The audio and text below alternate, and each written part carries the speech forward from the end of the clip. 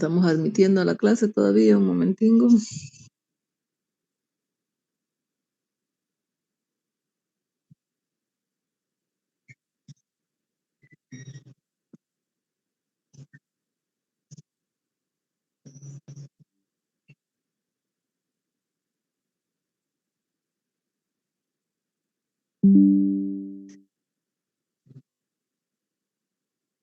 Bien, entonces habíamos visto el método de balance energético para calcular la evaporación, método aerodinámico y el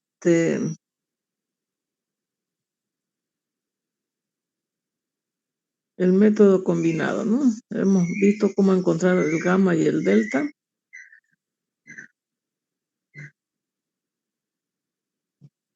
Y habíamos encontrado que era 7.19 por día, ¿cierto?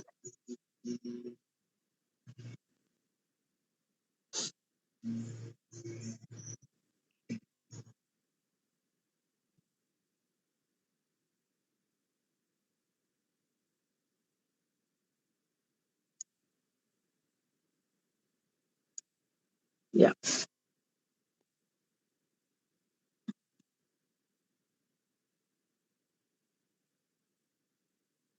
Estamos viendo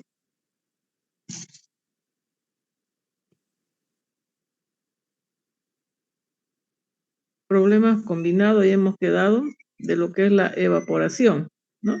La evapotranspiración es la consideración conjunta de dos procesos diferentes. Se evapora, transpira y se evapora. Eso es de las plantas. Se denomina evapotranspiración a la evaporación en superficies cubiertas de vegetales junto con la transpiración de esos vegetales. El interés de la evapotranspiración se centra en la cuantificación de los recursos hídricos de la zona. Y, por supuesto, aquí es importante ver la clase de vegetación que nosotros tengamos y a qué altura, ¿no? Para poder encontrar la evapotranspiración. La importancia de la evapotranspiración interviene dentro de lo que es el ciclo hidrológico, ¿no? Interviene el balance calorífico y la redistribución de las energías. El conocimiento de las pérdidas de agua mediante el proceso permite tener un acercamiento a la disponibilidad de los recursos hídricos y puede realizarse una mejor distribución y manejo del mismo, mediante los traspasos que de ella se producen con los cambios de estados del agua, permitiendo así un equilibrio entre la energía recibida y la energía perdida. Esto vamos a ver después cuando veamos las cuencas. Vamos a ver un balance hídrico, que es lo que nos dice acá, un balance de las energías, un equilibrio. Entonces vamos a ver dentro de lo que se llama cuencas ese tema. Factores que influyen en la evapotranspiración: radiación solar, la temperatura, humedad. Menos humedad, más evaporación. Presión atmosférica, la altitud en relación con ella. A menor presión y a mayor altitud, mayor evaporación. Vientos, más evaporación. La temperatura del agua es importantísimo también. Tipo de suelo, textura, estructura, etcétera, grado, humedad del suelo. Eso es dentro de la evaporación. En la transpiración, como vemos acá, son los tipos de planta. Eso es importante ver qué tipos de plantas, la altura de las plantas, ¿no? El ciclo de crecimiento de las plantas, inicial, medio, maduro, tipo de suelo y humedad del suelo, insolación, viento, humedad y la atmósfera. Son procesos, son factores que intervienen tanto en la evaporación como en la evapotranspiración, ¿no? Aquí vamos a considerar dos cosas importantes. La evaporación, evapotranspiración,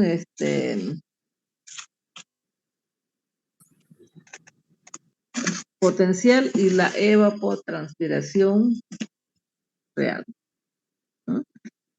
Fíjense, cuando me dice Charles Torway que la evaporación potencial es la máxima cantidad de agua que puede evaporarse desde un suelo. Subrayen eso de ahí, máxima cantidad de agua que puede evaporarse de una cubierta de vegetación. ¿No? Esa sería la evaporación potencial. Y la evaporación real es la cantidad de agua que realmente vuelve a la atmósfera por evaporación y transpiración. Es decir, es lo que vuelve. Y allá es lo que puede evaporarse todavía. ¿Ya? La máxima cantidad de agua, de vapor de agua que puede volverse a la atmósfera, ¿no? Entonces, esta es la suma de las cantidades de vapor de agua evaporadas por el suelo y transpiradas por las plantas durante un periodo determinado bajo las condiciones meteorológicas y de humedad del suelo existente. Esa sería la evaporación real. Y acá nos da un gráfico de un balance de vapor de agua, ¿no? ¿Cuándo se da el balance de vapor de agua? Cuando las precipitaciones son siempre superiores a la evapotranspiración potencial, ¿verdad? La evaporación real coincide con la evaporación potencial, ¿no? Pero en ese caso es cuando las precipitaciones, fíjense aquí, esto que está con puntitos rojos,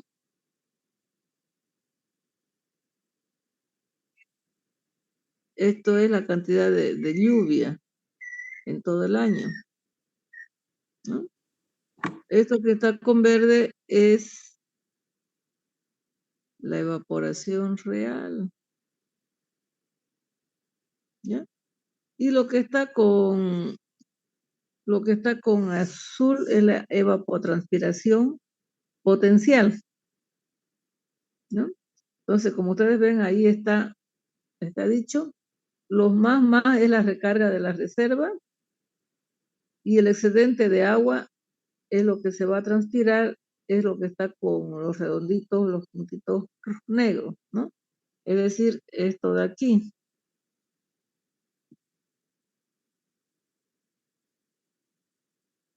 Estamos hablando de esto de aquí, ¿no? Entonces, eso serían los excedentes de agua, ¿no?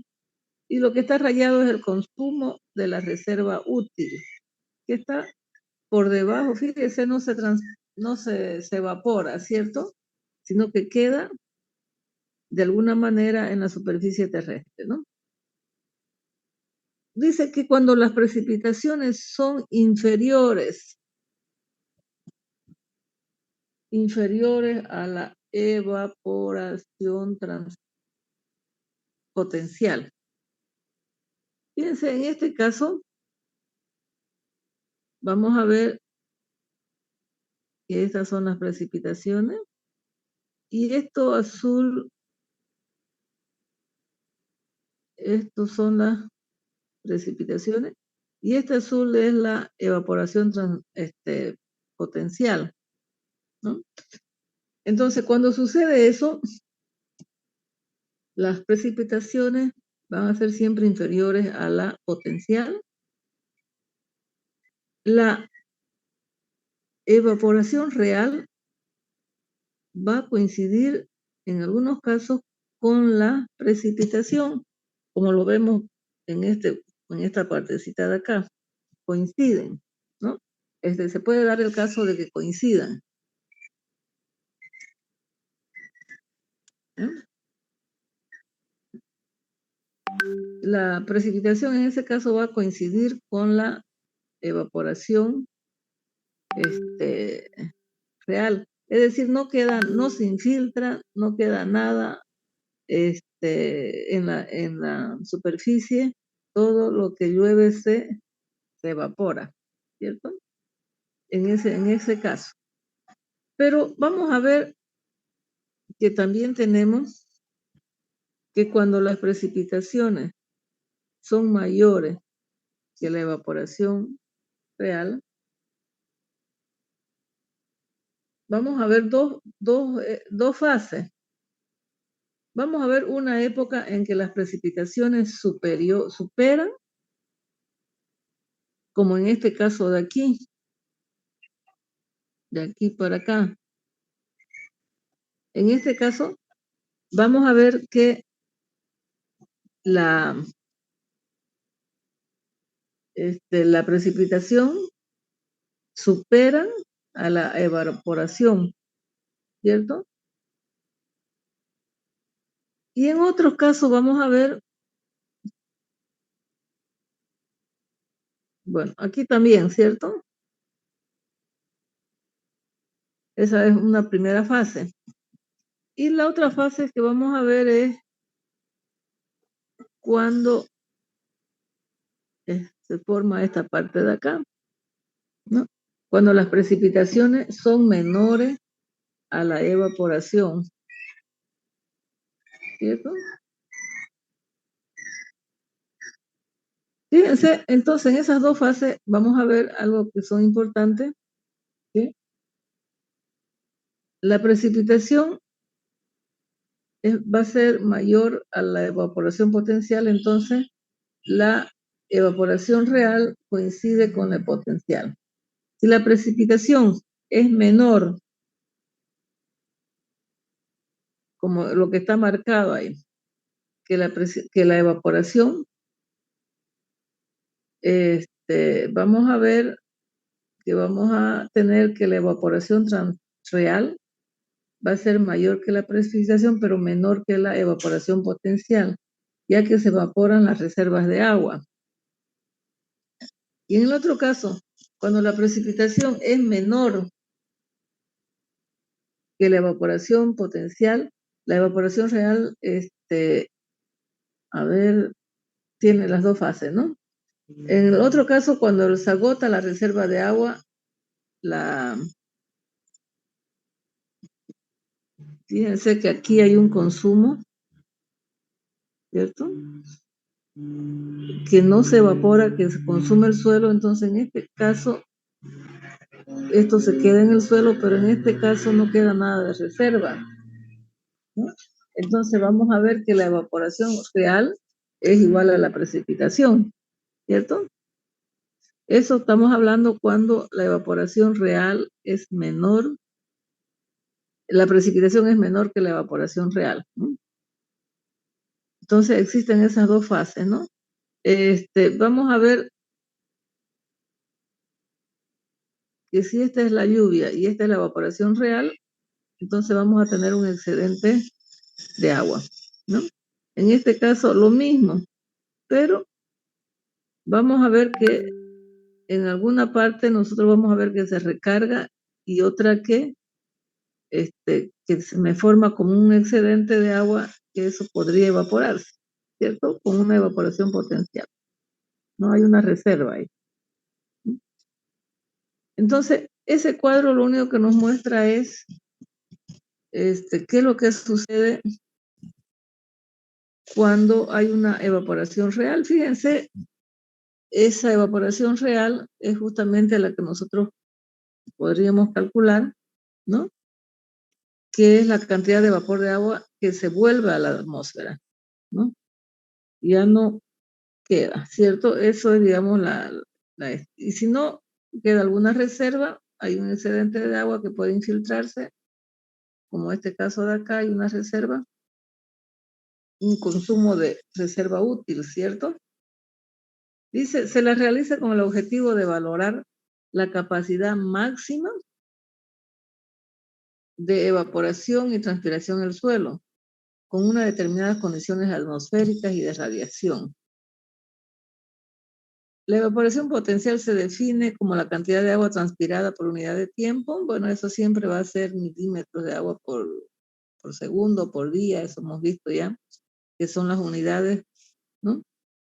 Teniendo un suelo de cultivo herbáceo uniforme de 30 a 50 centímetros de altura de alfalfa y siempre con suficiente agua.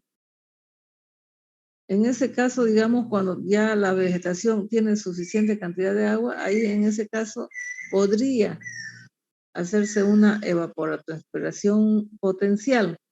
En esas condiciones se produce el máximo de transpiración y coinciden con las óptimas condiciones de crecimiento de las plantas, ¿no? Entonces, ahí es cuando está ya una vegetación que pueda aportarnos mayor transpiración, entonces vamos a considerar la evapotranspiración potencial. ¿Eh? Bien, eso es lo que nos faltaba por ver. Hemos visto esto de Dr. White, ¿no? Hemos visto ya la...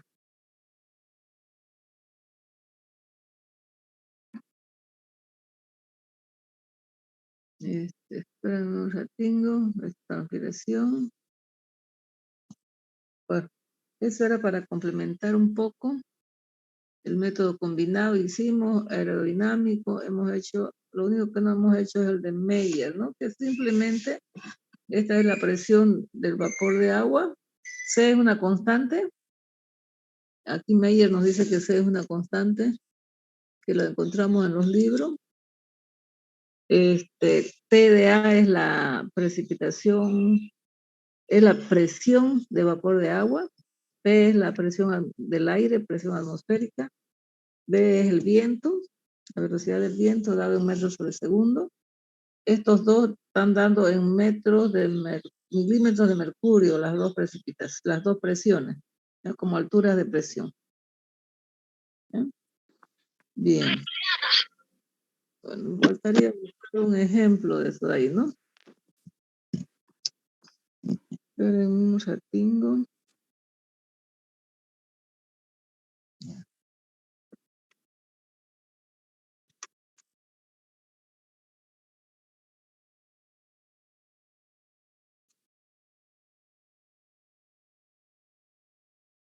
Ya.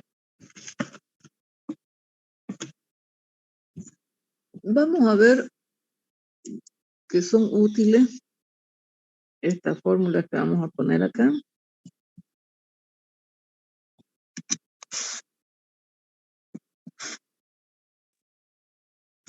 ¿Ya? Fíjense que nosotros siempre estamos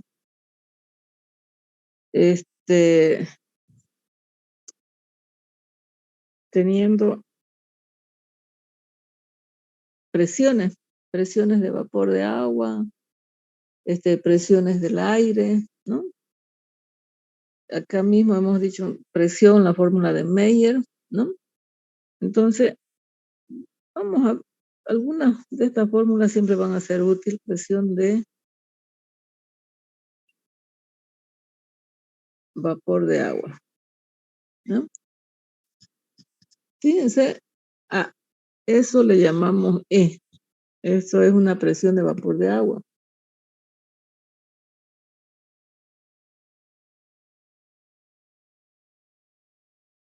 ¿No? Y vamos a ver que hay una ley general de los gases que esa presión de vapor de agua va a ser igual a ρ del vapor, R, que es una constante del vapor, y la temperatura, ¿no? Vamos a ver en este caso que la temperatura va a estar dada en grados Kelvin.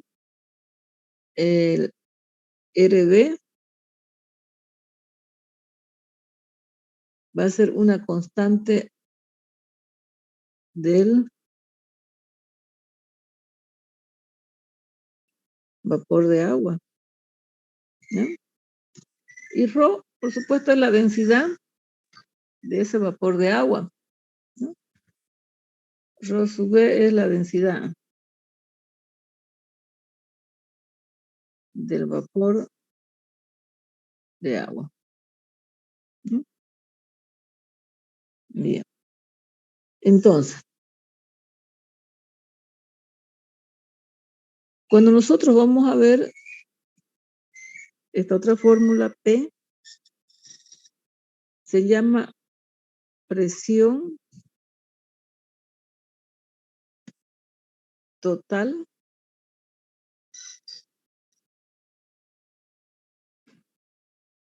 de aire húmedo, ¿ya? Y vamos a ver aquí que P menos esa presión E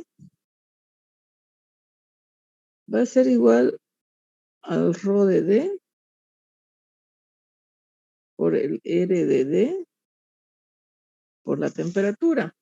Fíjense que ahí hay un cambio. B significa vapor de agua. Y D en este caso va a ser, hay dos cosas importantes aquí. Rho de D va a ser la densidad. Ya no va a ser de ese vapor de agua, sino de aire seco. ¿Ya? RD, como nosotros vemos, es la constante del gas. Ya no es vapor, es una constante del gas, por supuesto, en este caso para aire seco,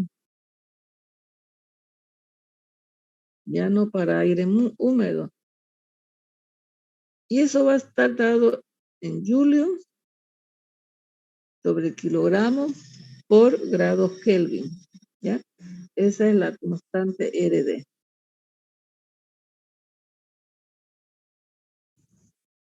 Y T, por supuesto, en este caso es la temperatura, ¿no?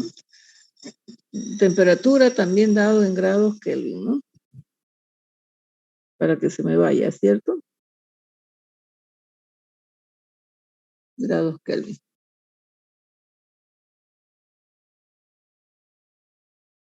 Bien. Otra fórmula importante, en algún momento podemos ocuparla luego, algún problema.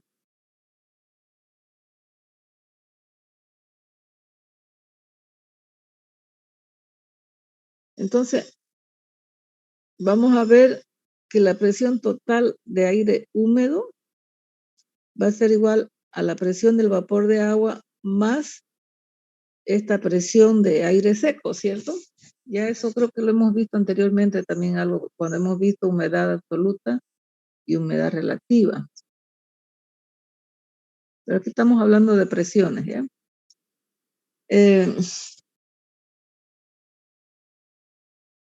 Entonces,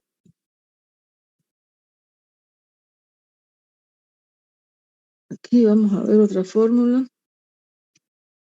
que es la densidad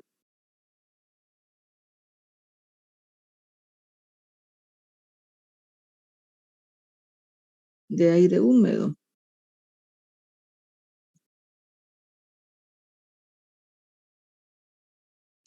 La densidad de aire húmedo va a ser rho de A es igual al rho de D más el rho del vapor, ¿no? Fíjense, aquí teníamos el rho del vapor, es la densidad del vapor de agua, y esa es RD es la densidad de aire seco, y esta es la densidad del aire húmedo, ¿ya? Que sería el seco más el vapor de agua, ¿no? Esto es bien convincente, ¿cierto?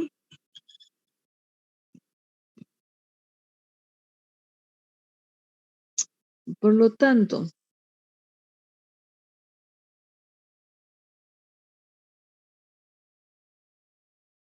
vamos a tener también acá otra fórmula que me va a permitir, fíjense que RB son las constantes.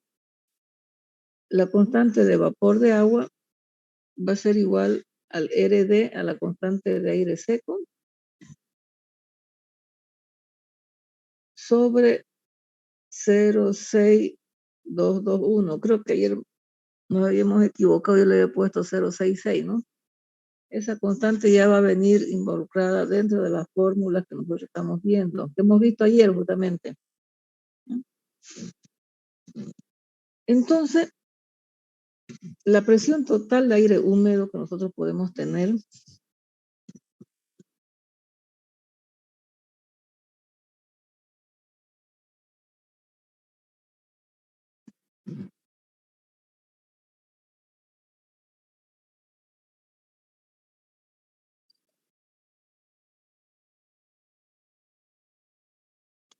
E es igual a E más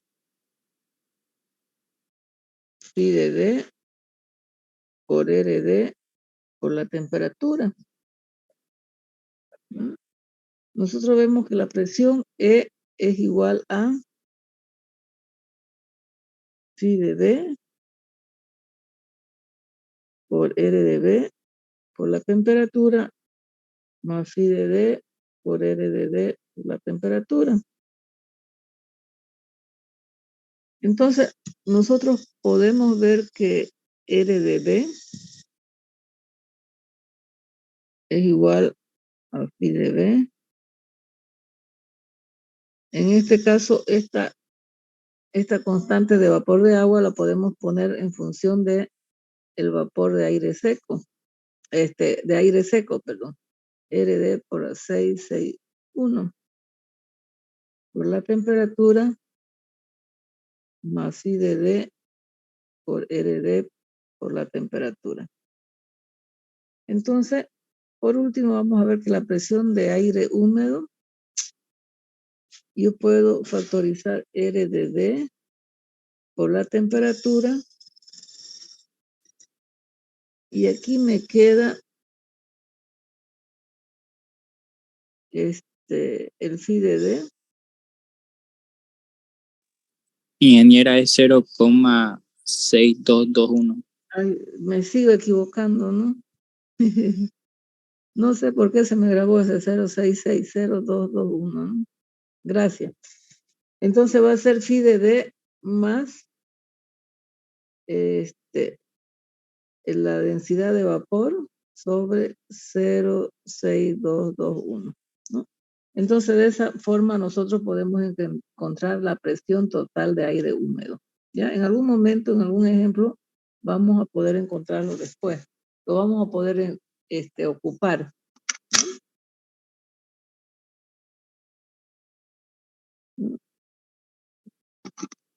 Entonces, aquí va a ser presión total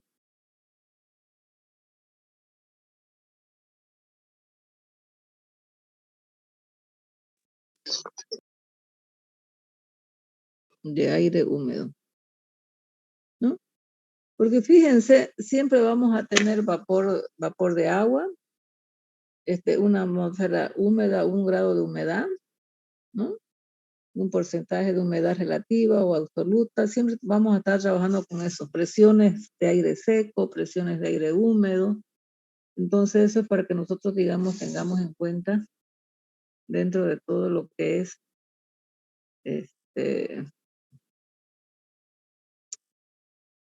bien, esto de acá, ¿no ven?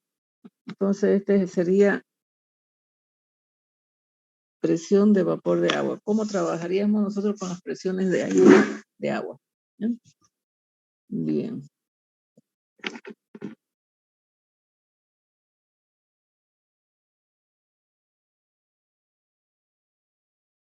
Ya tengo. Voy a buscar un ejemplo.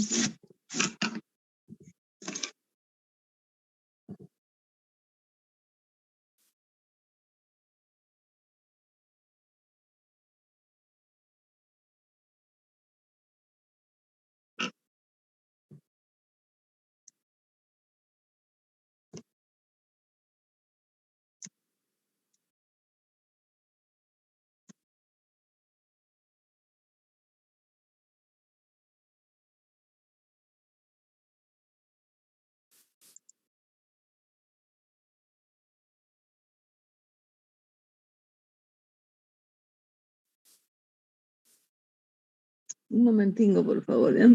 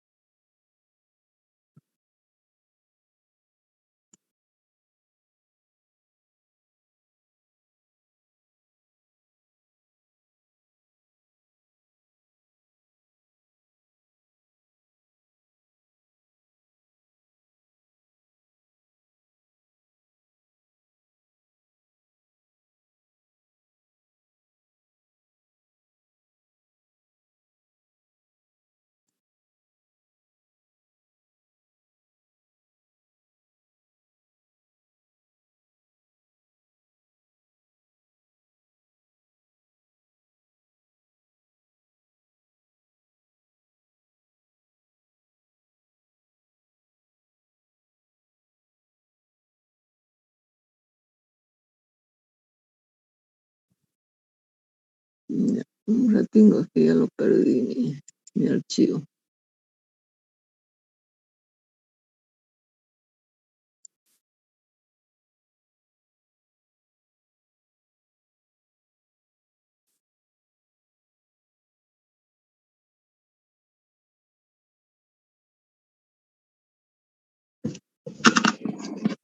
Un momentingo, por favor.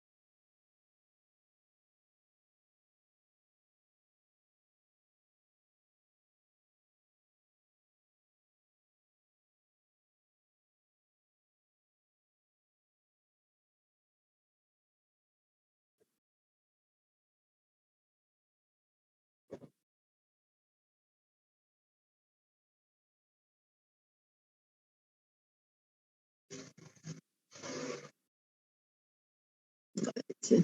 No lo encuentro mi archivo. Ya no se lo había puesto bonito, fue mi archivo.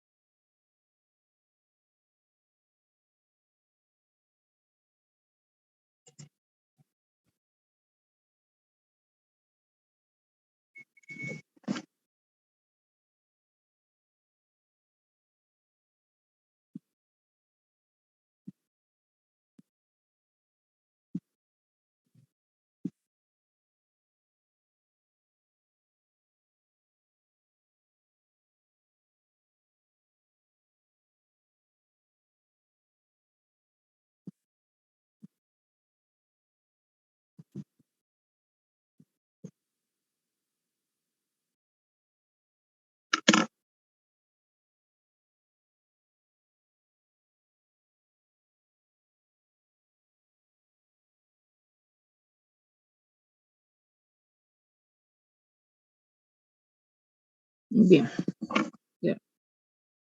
A ver.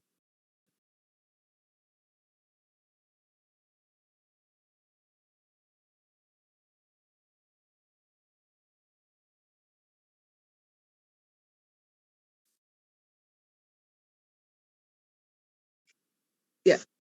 Nosotros habíamos visto dentro de la que era evapotranspiración, la de Torwine, y ahí había una ecuación de Penman, ¿no? Entonces, alguien me decía, la ecuación de Penman, ¿cuál es? ¿No? Cuando hicimos la clase presencial, ¿ya? Pero vamos a fundamentar bien la ecuación de Penman, ¿ya? Este, para poder calcular la evapotranspiración. Si bien este es un método combinado también.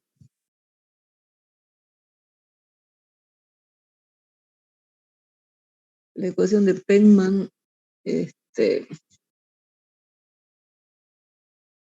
Penman-Montate se llama.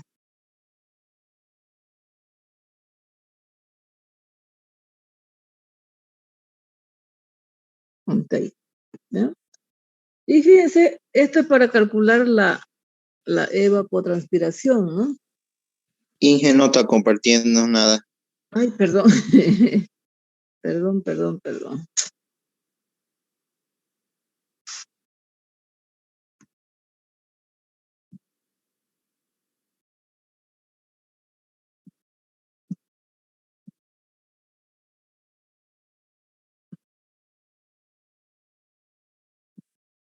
Ya.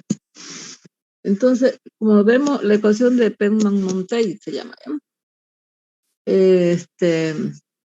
Vamos a ver, para llegar a una fórmula, ¿no? A la fórmula, vamos a dar algunos parámetros que nosotros siempre vamos a usar, ¿ya? Si nosotros vamos a hablar de presión, como ya hemos hecho un resumen ahí,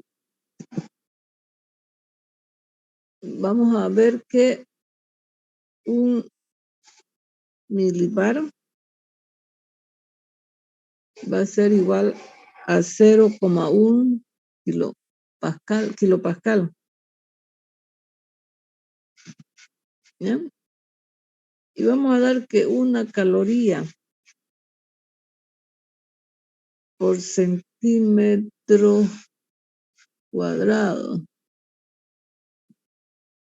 sobre centímetros cuadrados por la distancia es igual a 0,041868.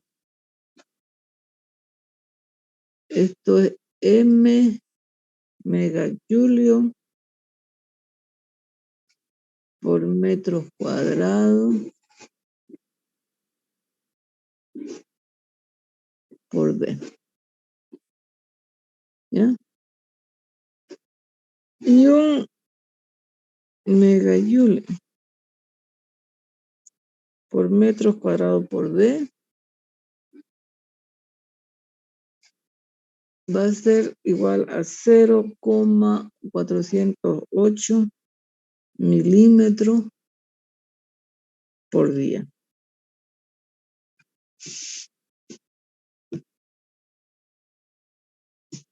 Bien. Vamos a ver que un watt por metro cuadrado es igual a 2,064 calorías sobre centímetros cuadrados por día.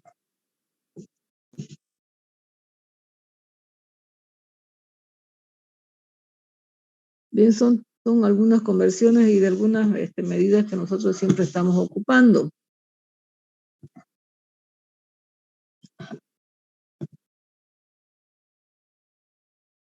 Bien.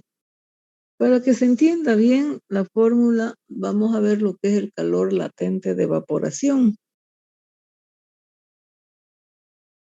Siempre allá arriba estábamos hablando de un calor latente.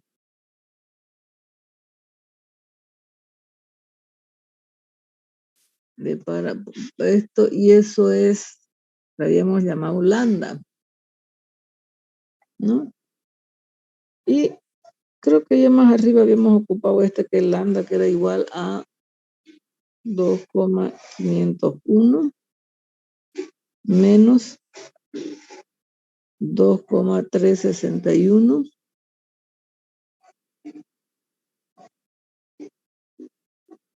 por 10 elevado a la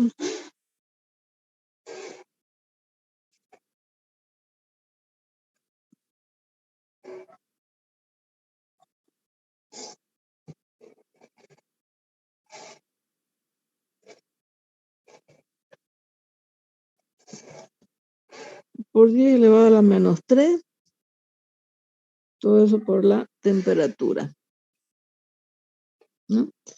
Vamos a ver que la temperatura va a estar dada en grados centígrados y lambda, su unidad para que nosotros podamos ocupar, va a estar dada en megajulio sobre kilogramos, ¿ya? Ese sería el calor latente.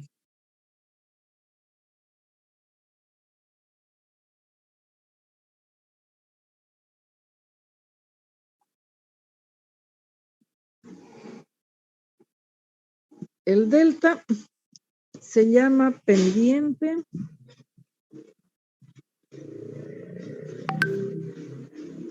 de la curva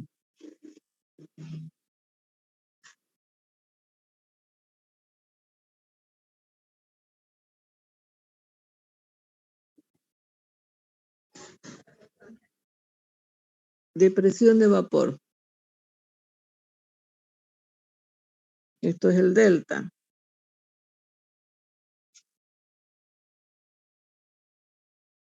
¿Ya? Y vamos a ver que el delta es igual a 4098 de E de A. Hemos visto que el E de A es la presión de aire seco, ¿cierto?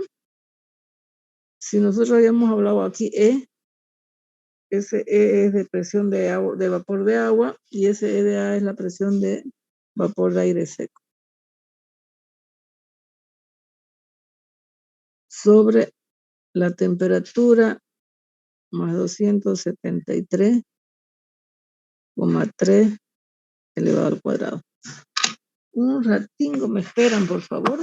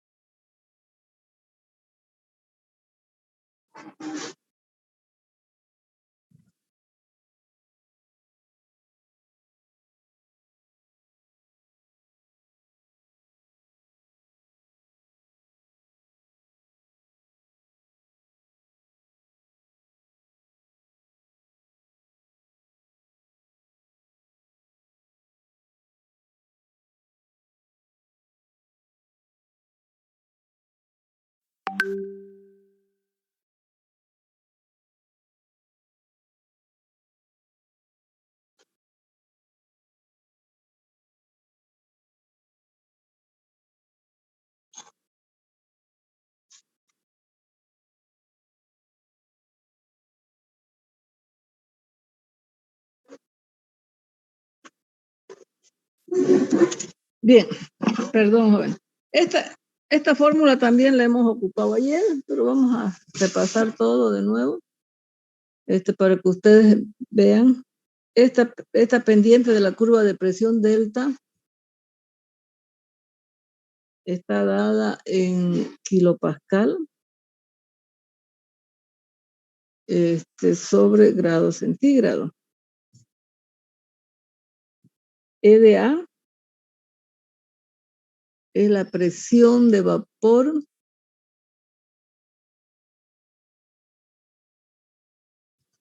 esto le va a servir para los ejemplos de vapor de saturación.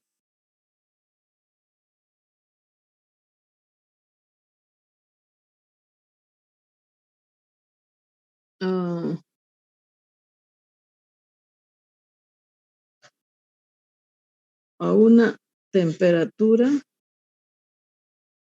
T.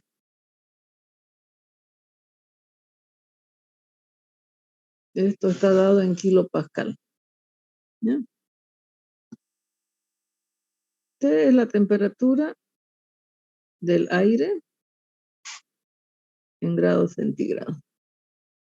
Bien, esa sería la pendiente de la curva de presión de vapor.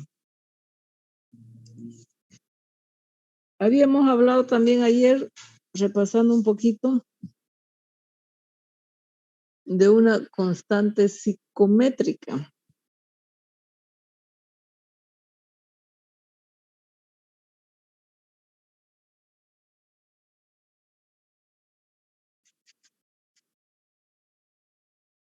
Esa constante que es gamma. Una constante psicométrica gamma. Esta es lambda, esta es gamma. Y vamos a ver que gamma es igual a el T sub P, que hemos dicho que una constante, ayer lo hemos ocupado, ese C sub P, por la presión sobre épsilon por lambda por 10 elevado a la menos 3. Ese lambda es igual, haciendo alguna conversión, de utilizar el CC sub P, que es el calor específico del aire húmedo. 63 veces la presión sobre ese lambda que habíamos visto anteriormente. ¿Ya? Entonces, gamma es la constante psicométrica. Eso es en kilopascal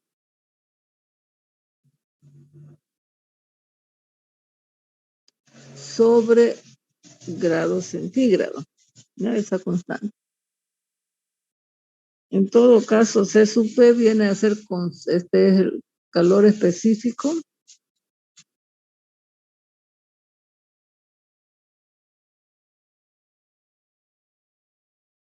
de aire húmedo. ¿Ya? Y eso es igual a 1,13 kilojulios sobre kilogramo por grado centígrado. Ese es un C sub P, que es igual a el calor específico es igual a 1,013. P en todo caso es la presión atmosférica. Sabemos que la presión atmosférica tiene su valor, también puede estar dada en kilopascal para la fórmula, ¿cierto? Y el épsilon es la relación, creo que ayer la habíamos llamado 1, ¿no? La relación de peso molecular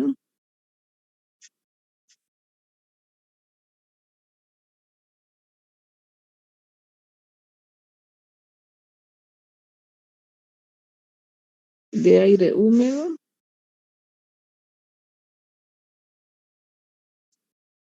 sobre el aire seco, ¿no? Ese es el 0,6221. Y lambda ya hemos definido más arriba que es el calor latente.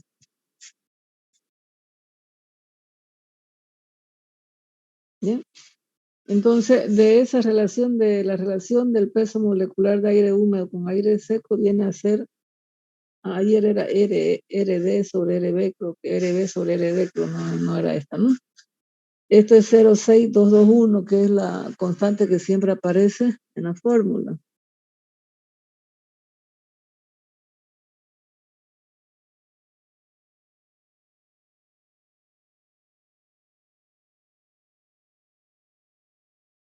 Bien. Vamos a ver que la presión atmosférica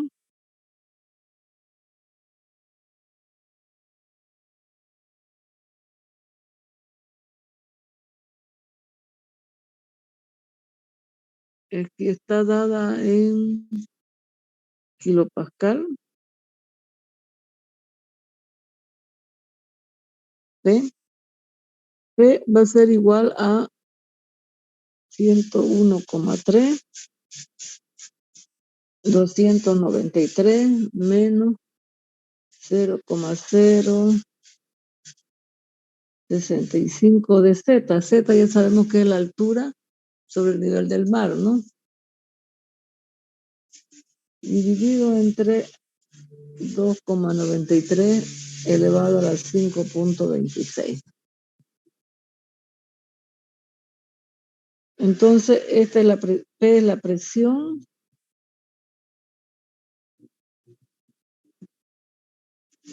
atmosférica, que fíjense, va a depender de la cota o a la altura en que nos encontremos, ¿no? A una cota Z, a una altura de Z, ¿no? Es decir, Z viene a ser la altura sobre el nivel del mar, ¿cierto? Esto en metro.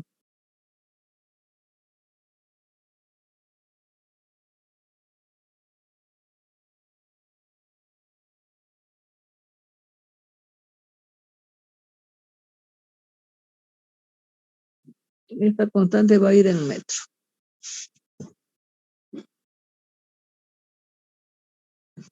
Entonces, de ahí nosotros podemos sacar a qué altura tenemos y a qué presión tenemos y a qué altura, en qué altura, ¿cierto?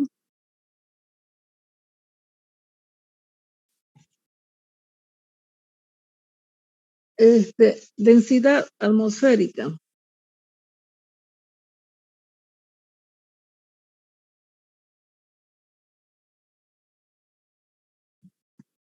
Rho.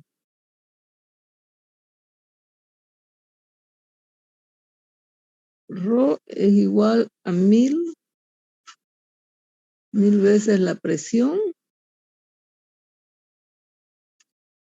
sobre el P de KB por R.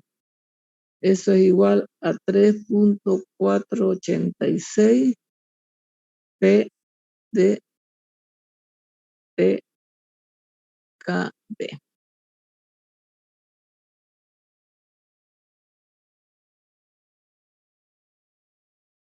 Entonces, fíjense que a una cierta altura nosotros vamos a tener una presión y la densidad atmosférica,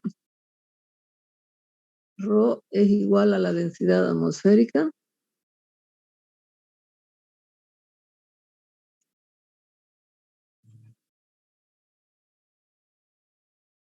que va a estar dada en kilogramos sobre metros cúbicos, ¿cierto? P, ya sabemos que es la presión atmosférica a una cota de Z. Y R va a ser la constante específica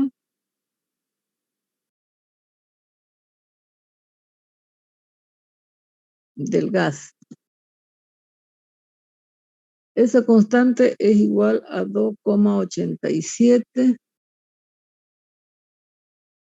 julio sobre kilogramos por K, que sería grados Kelvin. Aquí T de KB va a ser la temperatura en grados Kelvin.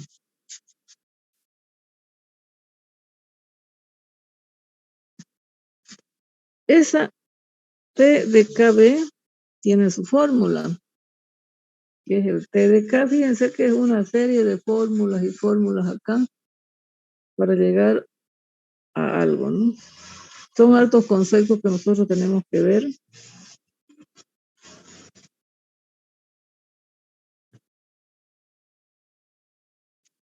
¿No? Aquí tenemos una fórmula, que viene a ser la misma. Aquí tenemos cuánto vale el T de KB que utilizamos más arriba. Ese de T de KdB es una temperatura, ¿no? T de K que estamos ocupando es la temperatura absoluta.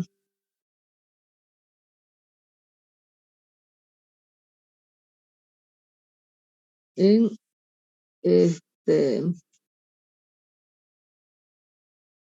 eso es igual a 273 más T en grados centígrados.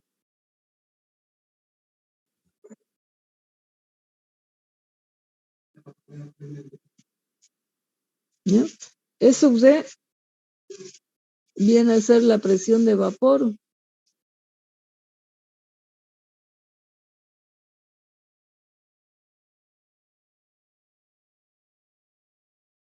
Presión de vapor de rocío en kilopascales. Y P es la misma que arriba. Presión atmosférica a una cota de Z, ¿no? Entonces, para la fórmula de arriba ya tenemos todos los valores para poder encontrar la densidad atmosférica.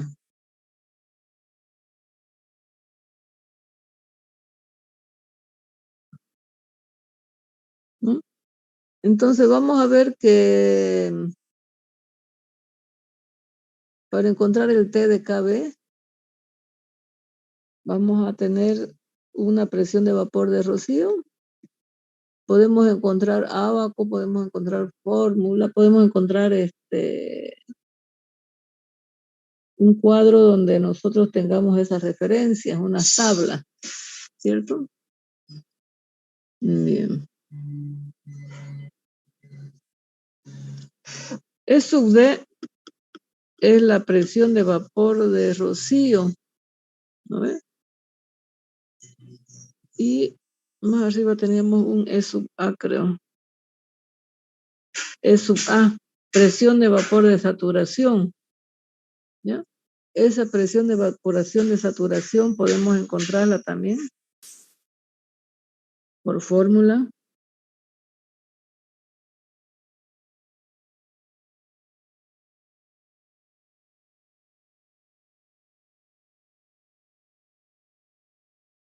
Es el E sub A.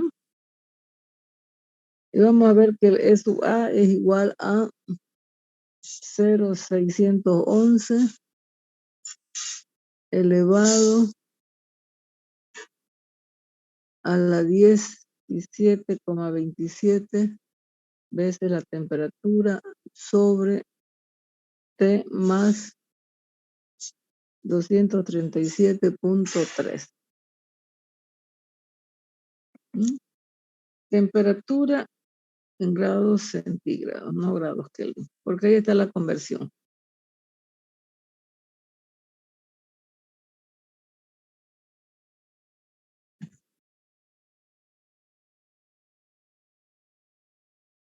Este es el E sub A. El E sub D,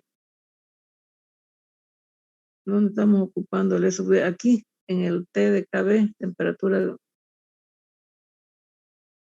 que nosotros vamos a ocupar en la fórmula de Rho.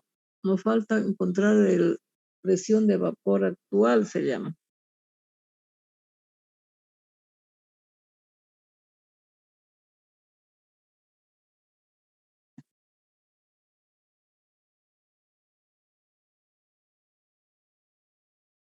E sub D.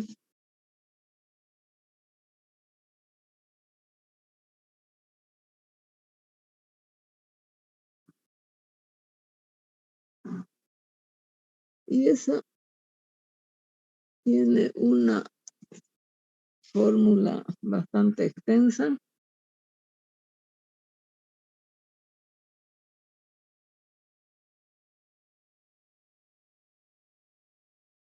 E sub D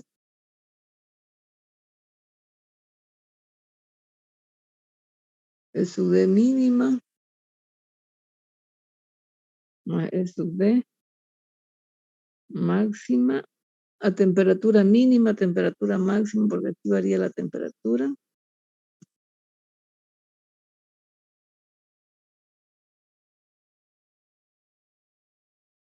A la temperatura máxima es una media dividido entre 2. Y eso viene a ser igual a R por H máxima sobre 100 más 1/2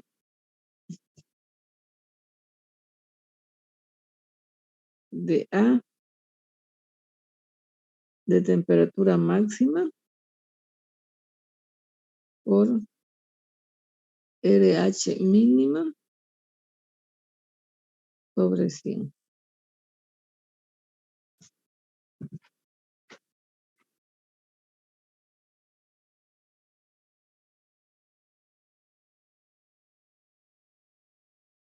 Bien.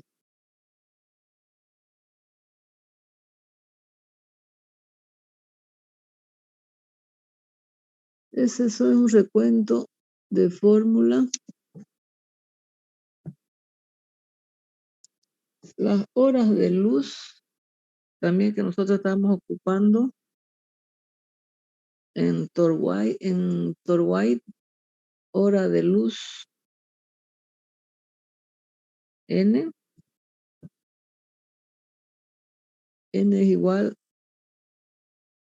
a 24 sobre pi de la velocidad angular. Entonces esto es, N es igual a 7.64 de esa velocidad angular. ¿Cuánto es la velocidad angular? Esto es de WS, ¿no? Esto es en horas, ¿no? Y WS es el ángulo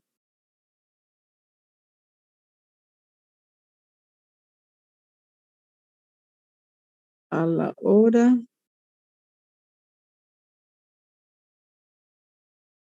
de puesta de sol en radianes, ¿no? Bien, entonces toda esa fórmula nosotros vamos a encontrar para poder trabajar con Penman. Hay algunos otros valores,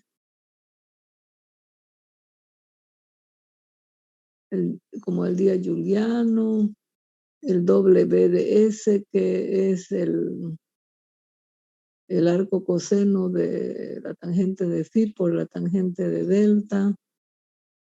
Hay una radiación extraterrestre. Bueno, hay muchos valores en los cuales nosotros podemos trabajar.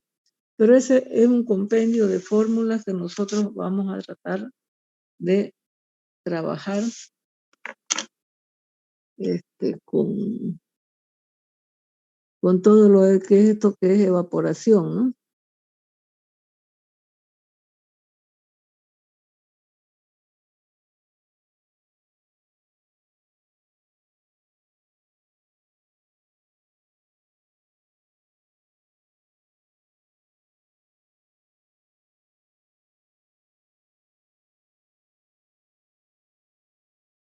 Ya.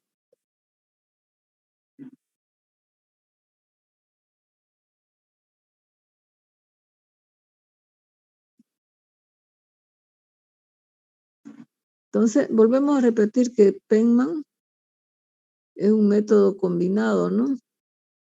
Y ese es el método estándar que nosotros vamos a ver en todos los métodos combinados para estimar la evapotranspiración de cultivos de referencia. Vamos a ver que la mayoría de los métodos combinados presentan ligeras, dependiendo del tipo de cultivo. En la ecuación de Penman, el ET es la ET de radiación por el ET de la aerodinámica. Hay una combinación de los dos métodos.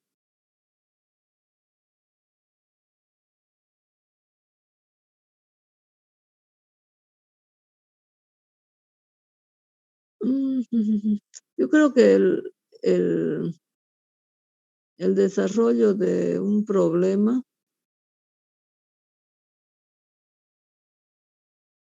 no sé si lo hacemos aquí o lo hacemos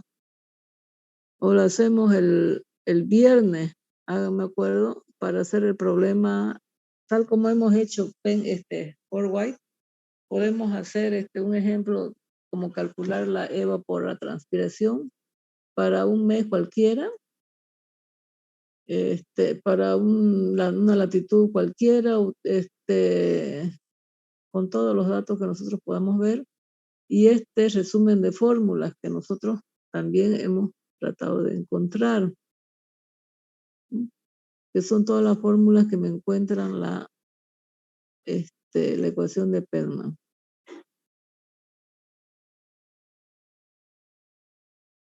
Utilizamos todas las presiones saturadas, presiones de vapor de aire, presiones de aire seco, calor latente. Todos esos datos podríamos para encontrar el ET, ¿no? La evapotranspiración, según Perlman, es igual a 0,529, 1 de 354 menos un G. Bueno, pero eso viene de poder encontrar todos los datos bueno, es larga, ¿no? Ya esa es resumida. ¿Cómo podemos encontrar los factores de ajuste por humedad?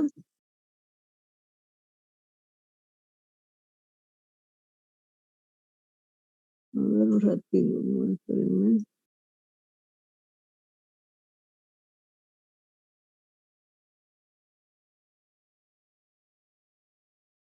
Ya, aquí le vamos a dar mejor la fórmula general. Vamos a ocupar el delta más gamma por el Rn, que hemos visto cómo calcular allá, menos G por 10 sobre L. L es el calor latente, más gamma por delta más gamma por 90 sobre la temperatura más T más 275, U2 que es la velocidad del viento, creo que es eso, en vez de B, por el ES menos el EA. Y esa sería la ecuación final de Perlman. Como ustedes ven, yo tengo que ocupar paso por paso para encontrar los delta, los Rn, los E sub S, los E sub A, el E sub A, que es la presión de vapor del punto de rocío. El E sub A, el E sub S, ¿dónde lo tenemos el E sub S?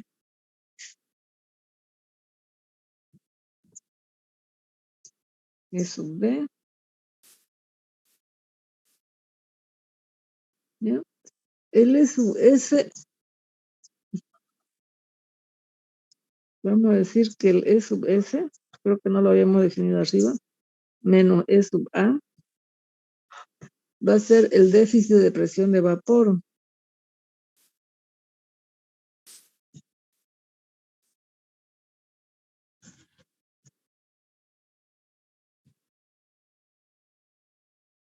El déficit de presión de vapor en milibares. El E sub S, para que quede clara la fórmula, es la presión de vapor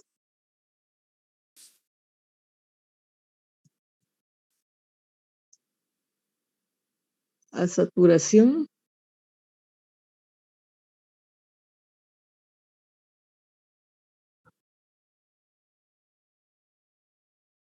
a la temperatura del aire.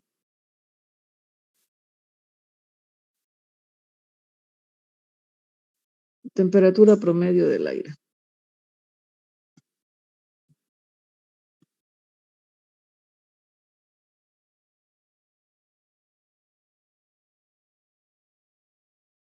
También en milibares.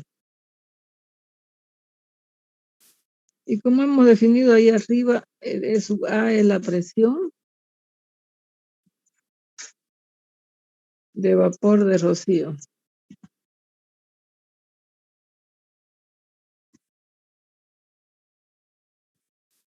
T a punto MD. Delta ya lo definimos allá arriba, que es la pendiente de la curva de presión. Gamma es una constante psicométrica modificada por el método de Feynman. Esto hemos dado acá arriba el gamma, ¿no? Es constante psicométrica. Y hemos dado ahí el G. El G creo que no hemos dado. G es el flujo termal. Flujo termal del suelo. Esto dado en calorías sobre metros cuadrados. Rn, eso es la energía de radiación, ya la dimos arriba. L es calor latente.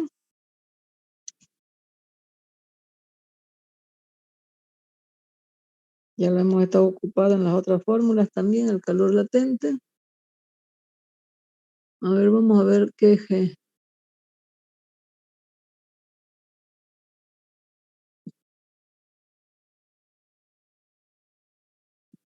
Un ratín, vamos a buscarle la constante G.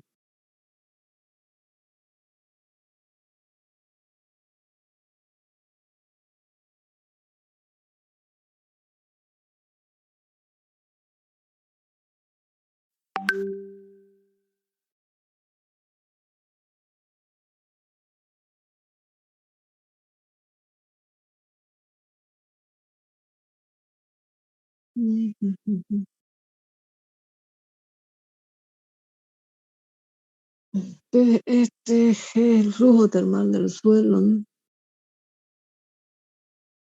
Eso me falta ver, no sé,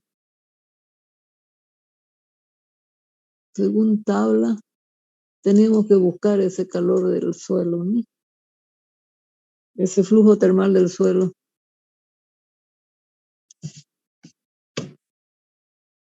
Después todos los demás parámetros están dados en la fórmula, ¿no?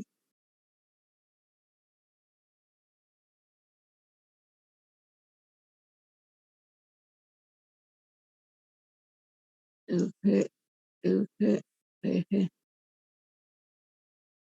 Tal vez nos den el problema, ¿no? ¿Cuánto vale G?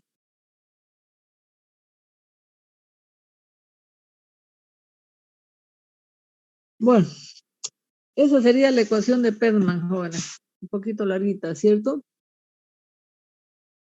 Vamos a hacerla en la clase práctica que vamos a hacer. Yo creo que el viernes vamos a hacer clase presencial y vamos a hacer algunos otros ejemplos para poder terminar esto de lo que es la evaporación, ¿no? Bien, entonces aquí queda pendiente, lo único que nos queda pendiente es algunos otros ejemplos, ¿no? ¿De acuerdo? Bien, entonces vamos a dejar de compartir y vamos a ver un poquito de teoría.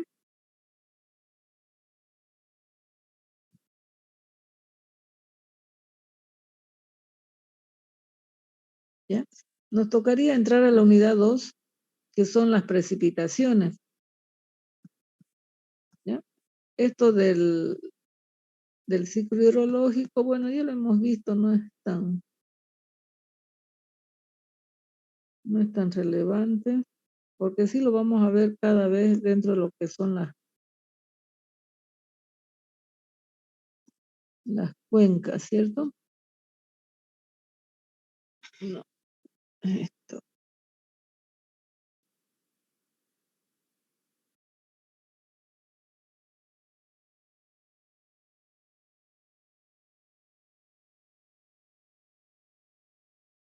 Ya. Esto de balance hidrológico está aquí, Torguay, hemos visto, siguiendo el texto del doctor García. Este balance hídrico, balance cantidad del ciclo hidrológico, bueno, esos son datos. Lo que sí, este balance hidrológico, vamos a ver cuando veamos la unidad número 3, que es las cuencas, ¿ya? Entonces, lo único que nosotros en la unidad 2, según el programa, está lo que se llama precipitaciones, ¿ya? En la unidad 2, nosotros, siguiendo el texto, vamos a ver las precipitaciones, estructuras de las nubes, velocidad de caída y propiedad de las gotas de lluvia, lluvias artificiales y clasificación de las precipitaciones. Y luego, según el programa, vamos a tener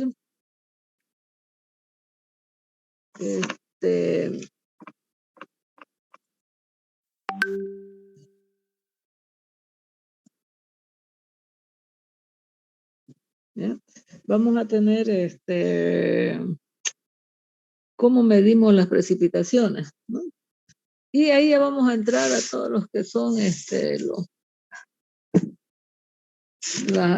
porque son importantes las mediciones de todos los artefactos, todos los métodos que nosotros nos permiten medir las precipitaciones, ¿no? Entonces, ¿qué es una precipitación? Esto ya es, entrando a la unidad 2, escriban unidad 2, precipitaciones, estructura de las nubes, velocidad de caída y propiedad de las gotas de lluvia, qué es una lluvia artificial y cómo clasificamos las precipitaciones, ¿no? Entonces, dice, se define como precipitación a toda forma de humedad que originándose en las nubes llega a la superficie terrestre.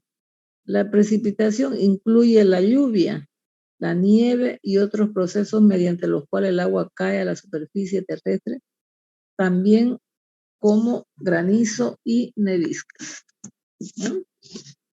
Eso, digamos, es lo que se define en la precipitación. Entonces, vamos a ver las formas de precipitación, que como ustedes ven aquí es rocío, sereno y las escarchas. ¿Quién no sabe qué es el rocío? Es prácticamente una lámina de agua que se condensa sobre la superficie o una superficie cualquiera de la tierra. Por lo general se ve en la humedad de las plantas al amanecer, ¿cierto? Entonces ustedes ven esas capitas, láminas de agua que nosotros tenemos, que es el rocío. El sereno es una precipitación sin nube que se da en las noches al enfriarse el aire. Y las escarchas son láminas o filamentos de hielo que se forman en la superficie fría. Bien, los tipos de precipitaciones, ¿no? Pero fíjense,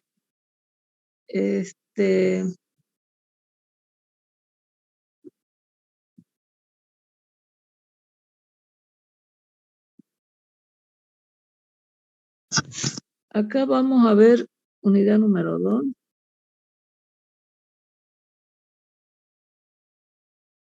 Precipitaciones. Todo lo que es las precipitaciones, ¿no? Y vamos a tener 2.1, que sería estructura de las nubes.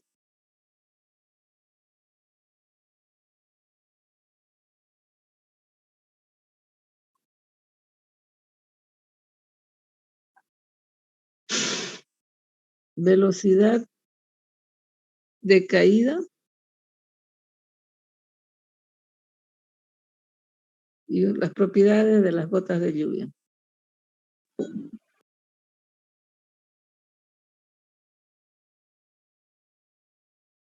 (2.3) ¿qué es una lluvia artificial?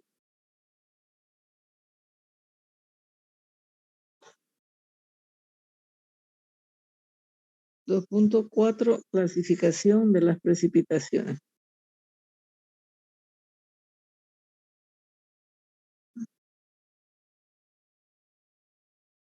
Bien, y luego vamos a ver todo lo concerniente a cómo medir las precipitaciones, ¿no? Entonces, escriban, les voy a dictar, ¿ya? Para que ustedes lo tengan. O sea, vamos a completar en lo que yo les dicto y en el texto del doctor García, ustedes van a ir trabajando y van a tener todo el contenido de avance de la materia, ¿no? Esto, a ver, un ratingo.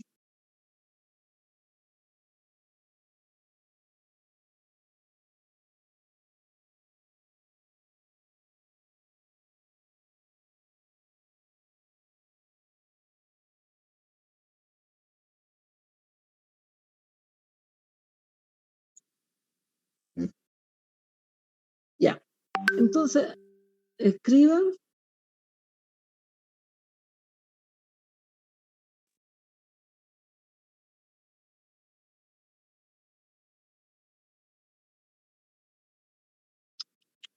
Bueno, ya después, esto se los voy a pasar al WhatsApp, ¿ya? Todo este resumen y todo lo que hemos visto ayer se los voy a pasar al WhatsApp, ¿ya?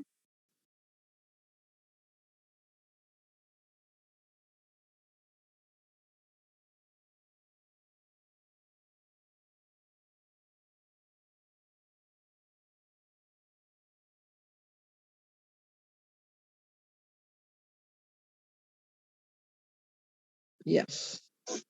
Entonces escriban. Estructura de las nubes. Una nube es un hidrometeoro visible formado por la acumulación. Bueno, se los voy a leer ya para que ustedes lo tengan y luego le voy a sacar mejor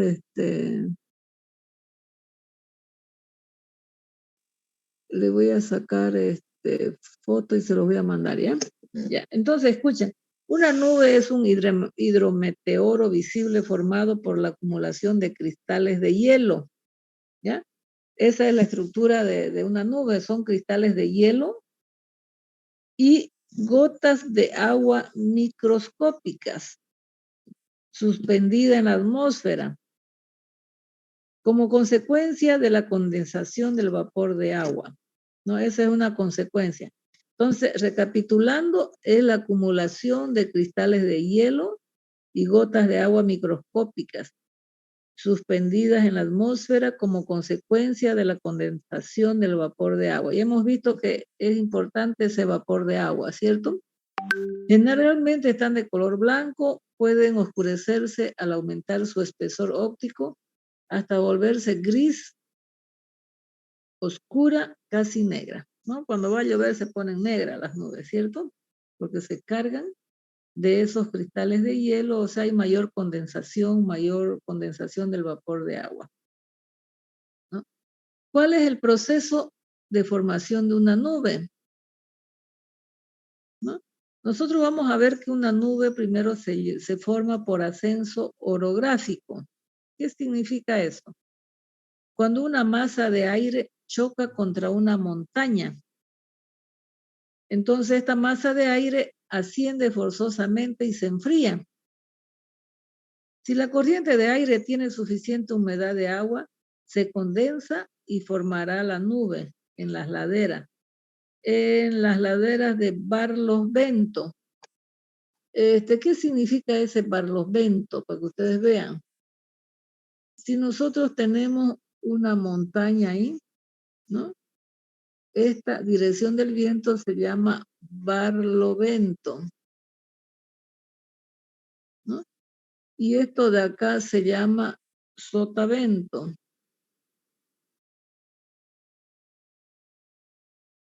Ya al otro lado. Entonces, esta es la dirección del aire.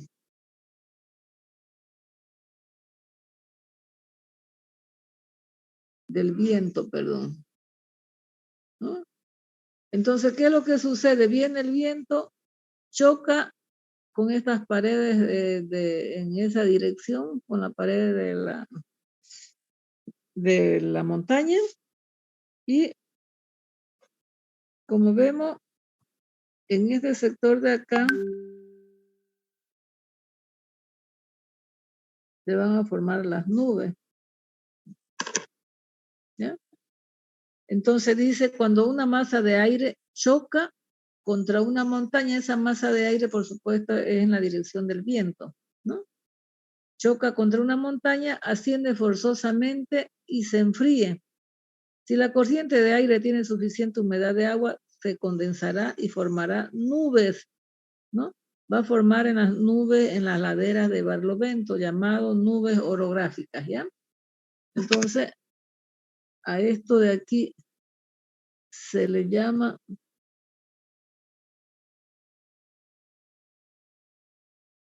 nubes orográficas. ¿Ya? Bien. También vamos a ver de que ahí se forman las nubes por convección térmica. ¿Cuándo hay la convección térmica? Una corriente de aire caliente y húmedo asciende a capas más altas y frías, dando lugar a la formación de cúmulos. Esta debe ocurrir por debajo de los 3 kilómetros de altitud, ¿no? ¿Qué quiere decir? Que la corriente de aire caliente y húmedo se eleva a capas más frías. Entonces ahí se condensa y va a formar los cúmulos, o sea, las nubes, ¿cierto? Esto sucede generalmente por convención técnica hasta una altura de 3 kilómetros. ¿Ya? Entonces la convención térmica es que la corriente de aire caliente y húmedo sube a capas más altas, ¿no? Encontrándose con, con capas de aire frías, ¿no? Bien. Nubes producidas por un frente. Y hemos visto nosotros, cuando hemos visto los frentes, ¿qué es un frente? ¿Alguien me puede decir? Hola, hola. ¿Me están escuchando? ¿Están ahí? Las grandes masas de aire pueden ser calientes o frías. Es una línea, es una zona donde se dividen las masas de aire fría y masas de agua caliente, ¿cierto? Entonces, vamos a ver que en este caso, esa zona frontal, que nosotros la llamamos, hemos visto un plano frontal, hemos visto también ahí. Si una masa de aire caliente y húmedo en movimiento choca contra si una masa de aire caliente y húmeda que está en movimiento choca contra una masa de aire frío, se forman nubes horizontales llamadas nimboestratos, ¿no? Máximo hasta 3 kilómetros de altitud. ¿Ya? Es cuando una masa de aire caliente y húmeda choca contra una masa de aire frío. Ahí se forma un frente, ¿no? Y ahí se forman las nubes. En ese frente se forman las nubes, ¿no? Estas son nubes horizontales llamadas nimboestratos. Suben hasta una altitud de 3 kilómetros, ¿no? Si vamos a ver que esta masa de aire caliente y húmeda se va a chocar con esa masa de aire frío a una altura de 3 a 5 kilómetros, se forman los nimbos, los altoestratos, ¿ya? Y ahí vamos a ver que cuando están en los altoestratos, normalmente cuando se forma esa situación de 3 a 5 kilómetros, se forman las lluvias. Entonces las lluvias son cuando nosotros tenemos este choque de aire, de agua caliente con el de masa de aire caliente con el de aire frío. Entonces vamos a ver que a esa altura recién cuando llegan de 3 a 5 kilómetros de altitud, esas nubes producen las lluvias. Entonces, son las 3 formas de la estructura de una nube. Nubes por ascenso orográfico, nubes de convención térmica y nubes producidas por frente. ¿Bien? ¿Cómo es la velocidad y caída de las gotas de lluvia? ¿no? Porque ahí dice el número 2, velocidad de caída de las gotas de lluvia. Dice, a mayor tamaño de gotas, mayor velocidad terminal, ¿no? Si las gotas son mayores, entonces vamos a tener una velocidad con que caen esas gotas mayores también, ¿no? Dice, mientras que una gota de 1 milímetro es capaz de alcanzar 4 metros sobre segundo, ¿no? 1 milímetro. La velocidad con que va cayendo esa gota de agua alcanza los 4 metros sobre segundo. Si nosotros tenemos una gota de 2 milímetros, vamos a ver que esa se va a desplazar hasta los 3 se va a desplazar a los 6 metros sobre segundo. Esa es la velocidad con que va cayendo las gotas de lluvia. Si tenemos entre 3 y 4 milímetros las gotas de lluvia, porque normalmente se la consideran esféricas, ¿no? Normalmente cuando se forman los granizos tenemos esférico, ¿no? Pero son cuando tenemos diámetros menores y normalmente una gota de agua la dibujamos así, ¿cierto? Pero, ¿qué es lo que pasa? Si este diámetro de esta gota de lluvia pasa de los 4 milímetros, ¿no? Por ejemplo, puede alcanzar hasta de 5 a 6 milímetros, ¿ya? Deja de ser una gota grande esférica. ¿Por qué? Porque aquí ya hay un mayor peso, ¿cierto? Las gotas son más grandes, entonces ahí ya se deforman. Esto se deforma.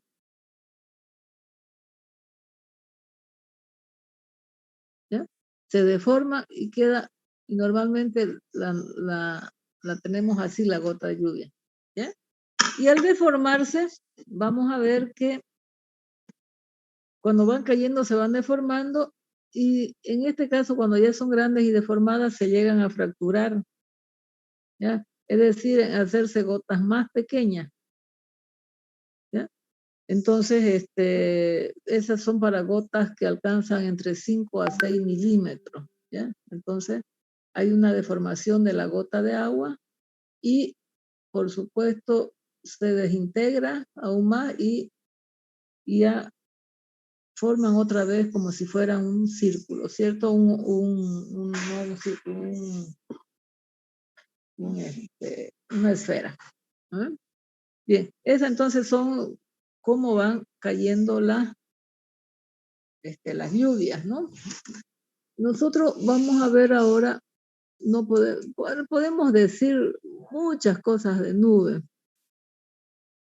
pero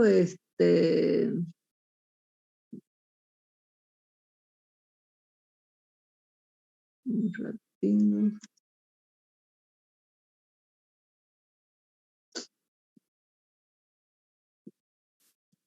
Nosotros podemos tener una teoría inmensa de lo que son las nubes, pero prácticamente, como ustedes ven, es lo que nos da origen a las precipitaciones, ¿no? Nosotros podemos ahora clasificar las precipitaciones y ver qué es una lluvia artificial. ¿Alguien más o menos sabe qué es una lluvia artificial? Siempre se habla de lluvias artificiales. ¿Alguien que ha escuchado qué es una lluvia artificial? Hola. Ingeniera, buenos días.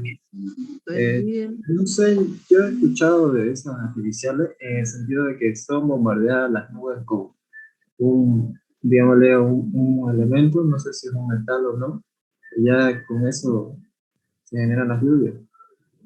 Eso hicieron los gringos en una guerra de Vietnam. Lanzan drones Bueno, los drones lanzan descargas, creo, en las nubes y eso provoca lluvia. En general creo que eso lo hace en Kuwait. Ya, pero ¿qué es lo que descargan? Ya, prácticamente uno de los aspectos que más se debate, pues, por ejemplo, son los de las lluvias artificiales, ¿no? Porque eso lo manejan en Japón más que todo, ¿no? Y ellos han sembrado nubes de hasta un radio de 50.000 kilómetros, ¿ya? Pero eso, vamos a ver si es bueno o no es bueno, ¿ya? Pero ¿cómo se hacen? Por supuesto, eso se hace con el fin de dar en las situaciones de sequías, ¿no? Prolongadas, ¿no?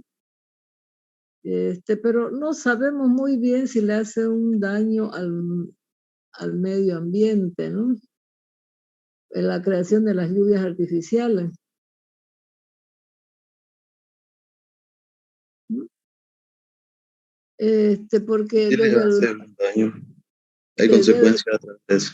debe haber consecuencias. Por ejemplo, se han experimentado como siembras de nubes en China y en los Emiratos Árabes, ¿no?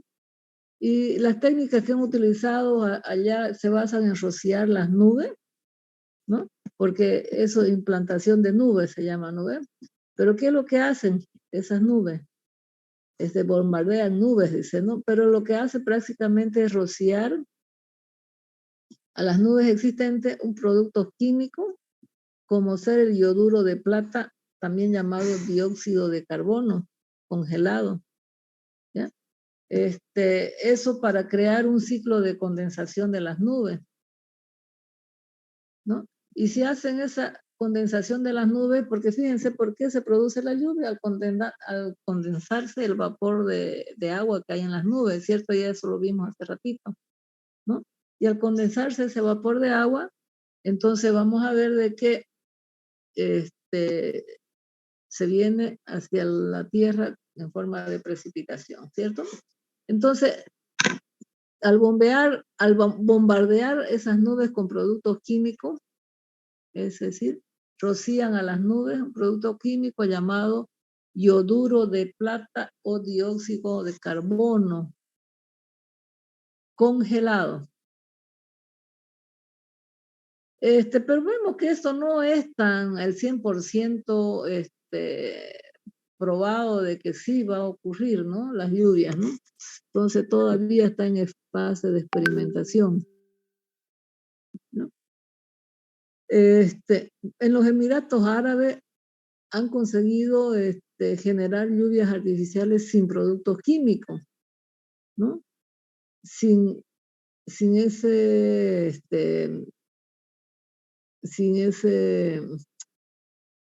carbonato, dióxido de carbono, ¿no? Sin ese dióxido de carbono, entonces en los Emiratos Árabes lo que han hecho es, utilizamos una flota de drones, como ustedes decían, que lanzaban cargas eléctricas a las nubes, ¿no? En ese caso, cuando se forman, por ejemplo, las tempestades, como hemos visto anteriormente, ya hay rayos, truenos, ¿no? Entonces, ellos han visto de que descargando electricidad a las nubes van a crear la lluvia. Pero este proceso hay que controlarlo muy bien, ya que las altas temperaturas en los Emiratos Árabes pueden hacer que el aire que es cálido y húmedo se eleve desde el aire del aire caliente hasta más frío de la atmósfera, lo que va a generar, o sea, el aire caliente que está en la atmósfera, que está siendo bombardeada, si la temperatura es mayor, vamos a ver que esa masa de aire frío se sube, sube su altitud y se va a encontrar con vientos con masas de aire frías, ¿cierto? Porque mientras más subimos, esas masas de aire son frías. Entonces, en ese caso, vamos a ver de que pueden ocasionar vientos, ¿no? Vientos que soplan hasta los 40 kilómetros por hora, ¿no? Y pueden haber resultados de intensidad de lluvias que son muy fuertes y dificulta, digamos, la circulación vehicular, digamos, en la zona en que se están bombardeando con esos clones. Los clones están bombardeando con descargas eléctricas, ¿no? Entonces esto es lo que han utilizado en los Emiratos Árabes, ¿no? Después en China, bueno, ellos siguen intentando la siembra de nubes con el dióxido de carbono. Ya llevan mucho tiempo que están ellos haciendo ese método, de tal forma de que ellos lo que quieren, los chinos, lo que único que quieren es manipular el clima, ¿no? Y ellos, no sé si lo habrían cumplido, pero ellos pensaban hacer una siembra de nubes de 5.5 millones de kilómetros cuadrados, ¿no? Pero eso es con los productos químicos, ¿no? Pero, como les digo, ¿no? Esto puede causar daño al medio ambiente, ¿no? Esto es como robarle las precipitaciones a todo lo que son lateral, a las regiones laterales que están fuera de esos implantes de nubes, ¿no? Entonces, de eso se refiere las lluvias artificiales, ¿no? Bien, bueno, ustedes lo saben, eso es un poco más de historia, algo de que nosotros podríamos conocer, ¿no? Siguiendo, vamos a ver, esa es la lluvia artificial. Vamos a dejar de compartir ahora acá. Y nos vamos a compartir.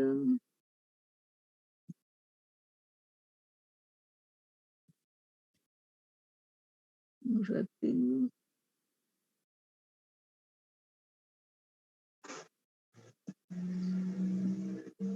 Con el texto del doctor Gutiérrez, que eso, que la formación de las nubes, cómo son las nubes, ¿no? Que eso condice a lo que él había planteado acá, que son las clasificaciones de las precipitaciones. Nosotros hemos dicho que se forman nubes por convección, ¿no? Es cuando esa masa de aire caliente sube hacia arriba, ¿no? Hasta encontrarse con esa masa de aire más fría donde se condensa y da la precipitación, ¿no? Entonces esta es una nube que nosotros vamos allá, esta es una nube que se ha formado por convección, ¿no? Por eso dentro de las clasificaciones dice, ¿no? Por convección. El origen de esta precipitación es debido al aire húmedo que se encuentra próximo al suelo y es calentado por radiación solar.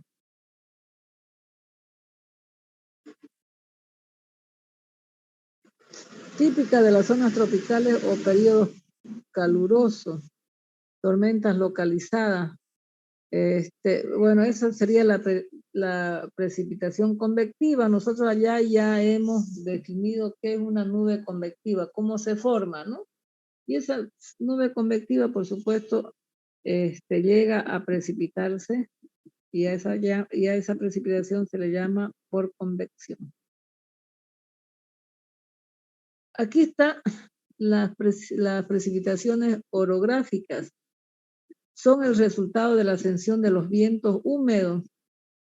Por eso dice una masa de aire caliente y húmeda, nosotros hemos dicho, ¿no? Por la ascensión de vientos húmedos procedentes generalmente del mar, que al encontrarse con una barrera de montaña, el aire se enfría y se condensa, ¿no? Puede condensar, esas son nubes que se pueden condensar en las laderas de la montaña, nosotros le hemos llamado el barloviento. Entonces dice, son el resultado de la ascensión de vientos húmedos procedentes generalmente del mar que al encontrarse con una barrera de montaña, el aire se enfría y se condensa. En general estas presiones son débiles pero importantes en cantidad. Hemos visto que eso se forma en la dirección del viento, que es llamado barlovento, ¿no? Y aquí lo que yo les había explicado, muchas veces dice las montañas dan lugar a diferentes climas, ya que cuando el aire húmedo es forzado a elevarse para cruzarla, digamos, la montaña, se forman densas nubes que producirán precipitaciones. Como ustedes ven ahí en la gráfica ya se están produciendo las precipitaciones sobre la ladera de Barlovento, en la dirección que va el viento, ¿no? Ese aire húmedo latente. Y como ustedes ven, ahí tenemos la ladera y la ladera de Barlovento, y esta es la ladera de Sotavento, ¿no? Mientras que el aire asciende, ya que ha perdido su humedad, se posa sobre la ladera de Sotavento con un clima más cálido y seco. Es por esto que la montaña se le considera una barrera para la lluvia. Esas son las precipitaciones orográficas.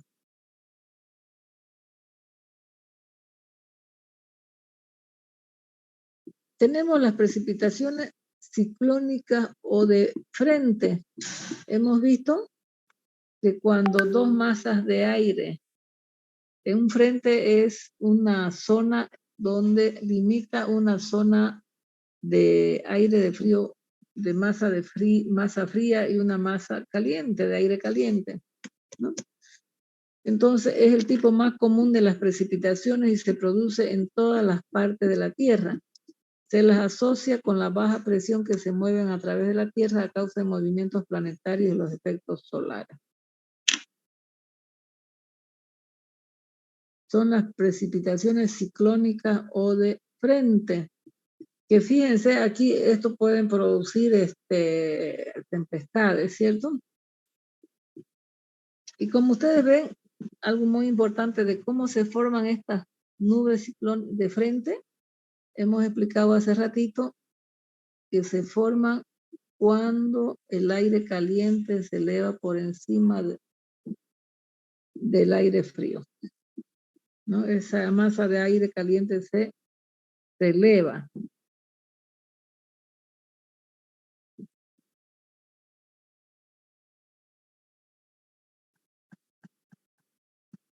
Ya lo moví mucho.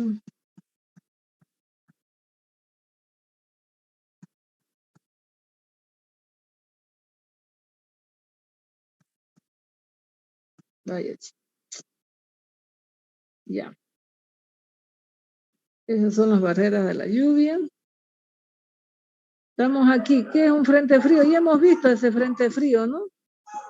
Es cuando esta masa de aire, ya le hemos visto que se forma como una cuña por debajo de ese aire caliente y hace que ese aire caliente se eleve, ¿no?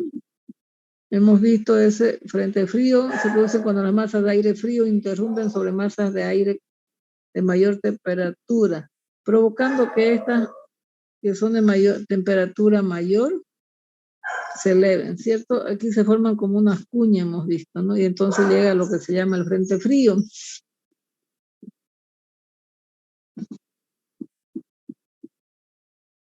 Aquí lo vemos igual, esta masa se eleva, digamos. Los tornados y otros fenómenos climáticos violentos están generalmente asociados a este tipo de frentes. Hemos visto que están los tornados, las tempestades, etcétera, ¿no? Eso ya lo hemos visto en anteriores clases también. Los frentes calientes se generan cuando una masa de aire caliente se desplaza y asciende sobre una masa de aire más frío, ¿no? Entonces,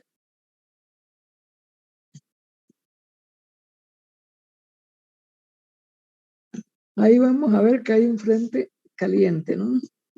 Normalmente está entre los 100 a 300 kilómetros y pueden llegar hasta los 800 kilómetros y de 6 a 8 kilómetros de altitud se forman los frentes.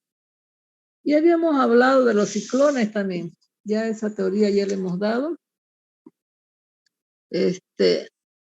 Cuando hemos dicho, ayer creo que hemos visto, o anteayer, los ciclones, ¿no?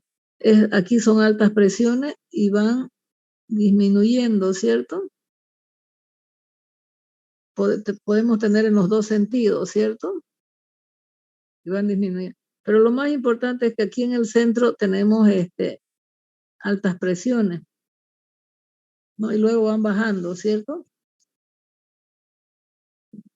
A eso se le llama anticiclón, que es el área de alta presión, dice, las corrientes del aire descienden en el centro y normalmente producen un tiempo fresco y claro.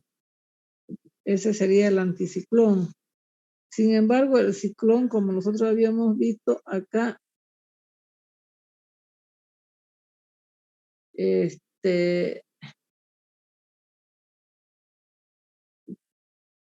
aquí teníamos bajas presiones, desde una alta va hacia una baja, ¿cierto? Por eso aquí en el centro tendríamos bajas presiones. Entonces, el tiempo son nubosos y calientes. Este esquema muestra un ciclón donde hay un área central de baja presión hacia la cual soplan los vientos. En el centro se eleva el aire más húmedo y caliente, que al subir origina nubes con probabilidad de precipitaciones, ¿no? Estos son los ciclones. Aquí tenemos bajas presiones. Sin embargo, allá en los anticiclones, estas son presiones altas que van disminuyendo, ¿cierto? Hasta que se forma un aire fresco. Bien,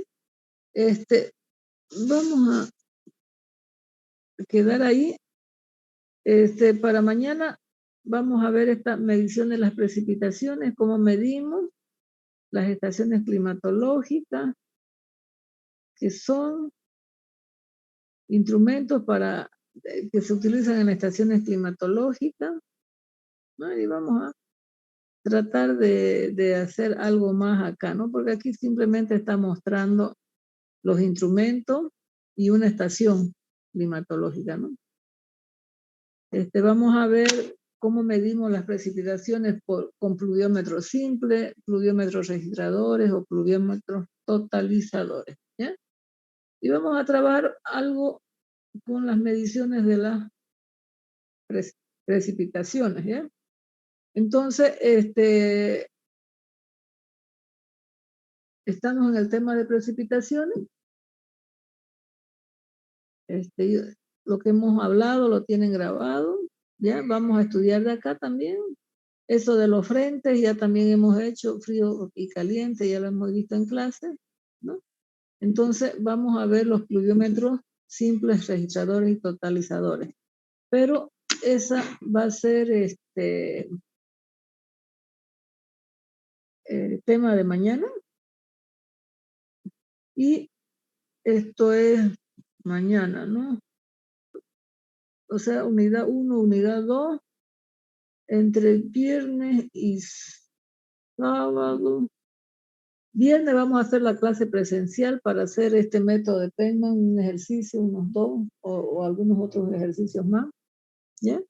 Y sábado yo creo que vamos a hacer algunos ejercicios de precipitaciones, ¿no? De cómo medir.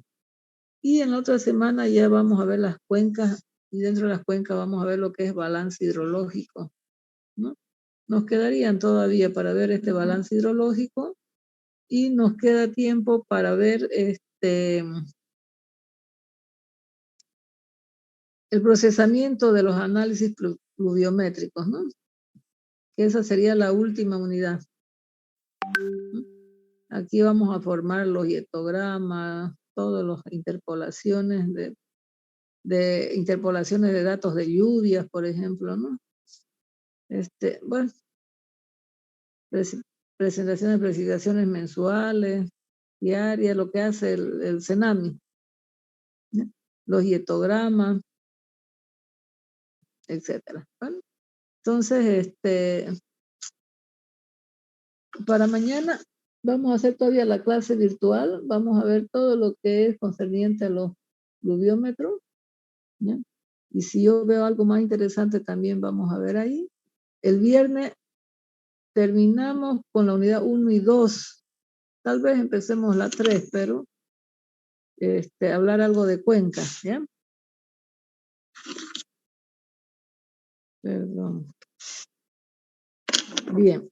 Entonces, ¿vamos a quedar ahí, jóvenes? Nos vemos mañana. Muy bien, ¿Okay? nos vemos mañana. Ya, yo les voy a preparar, Dios mediante, para este sábado, para que no tengan carnaval.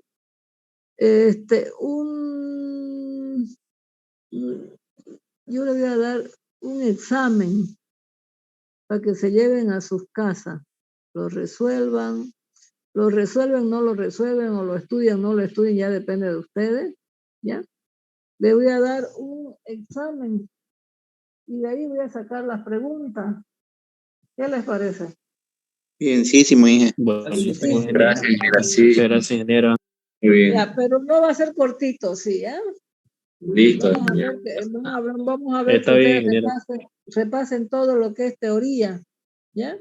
Todos los conceptos, teoría y una parte práctica, ¿ya? También vamos a ver, ¿ya?